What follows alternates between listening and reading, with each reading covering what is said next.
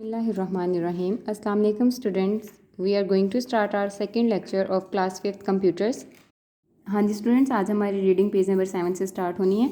Generations of the computer. Computer generations आपके पास क्या हैं, आपने ये देखना है।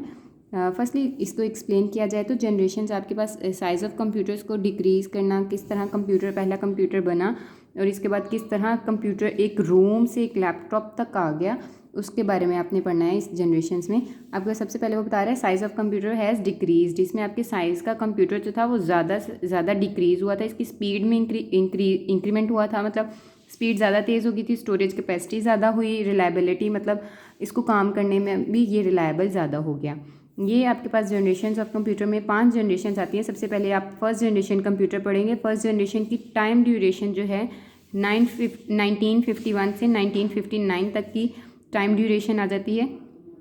फर्स्ट जनरेशन कंप्यूटर्स में आपके पास ज़्यादा से ज़्यादा वैक्यूम ट्यूब्स इस्तेमाल की गई थी और ये अपने साइज़ में बहुत बड़ी होती थी और बहुत ज़्यादा एक्सपेंसिव भी होती थी और इनकी स्पीड जो होती थी वो बहुत ज़्यादा स्लो होती थी। इसमें आपके पास सबसे पहले एग्जांपल में आ जाता है UNIVAC C1 and ENIAC। UNIVAC का आपके पास है यूनिवर्सल ऑटोमेटिक कंप्यूटर और ENIAC आपके पास है electronic numerical integrator and computer.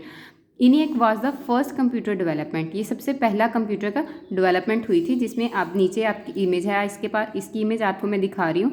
ये जो एक रूम टाइप कंप्यूटर उन्होंने बनाया हुआ है, ये आपके पास ENIAC की एग्जांपल में आ जाता है। ये उन्होंने ENIAC बनाया हुआ था, देख सकते हैं आप इसमें आप एक पर्सन है जो कि इसके अंदर जाके प्रोग्रामिंग यूज़ कर रहा है। सो ये आपके पास फर्स्ट जनरेशन कंप्यूटर था और ये है आपके पास वो वैक्यूम ट्यूब जो इस जनरेशन में इस्तेमाल की गई थी। Next is second generation computer. यहाँ पे मैंने आपके पास फर्स्ट जनरेशन कंप्यूटर की ड्यूरेशन लिखी हुई है। 1951 से 1959 तक जो है ये गई थी।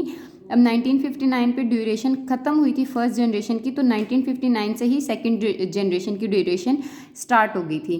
फर्स्ट जनरेशन कंप्यूटर में वैक्यूम ट्यूब्स इस्तेमाल की गई थी और सेकेंड जनरेशन कंप्यूटर में वैक्यूम ट्यूब्स को रिप्लेस किया था ट्रांजिस्टर्स ने।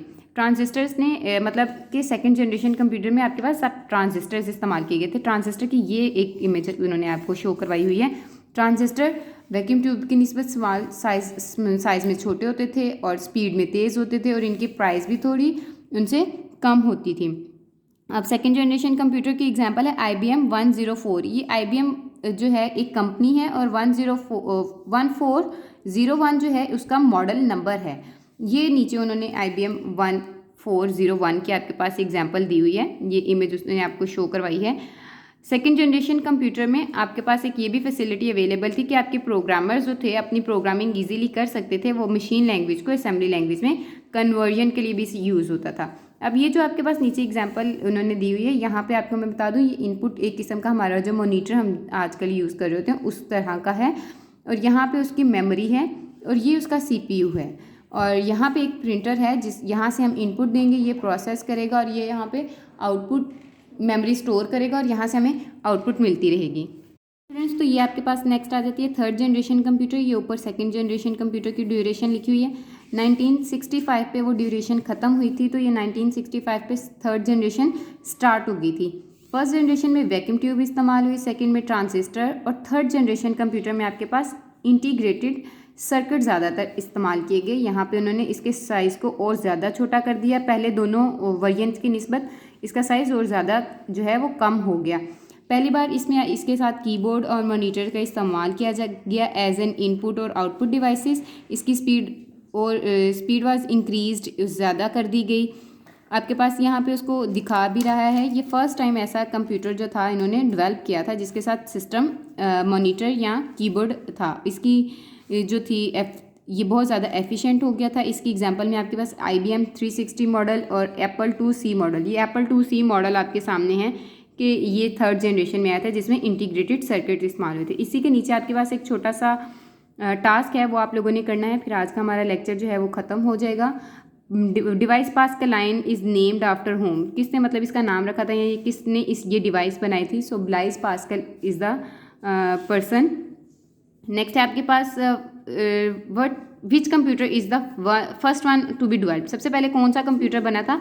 ENIAC सबसे पहले बना था। यूनिवेक उसकी इम्प्रूव्ड वेरिएंट थी।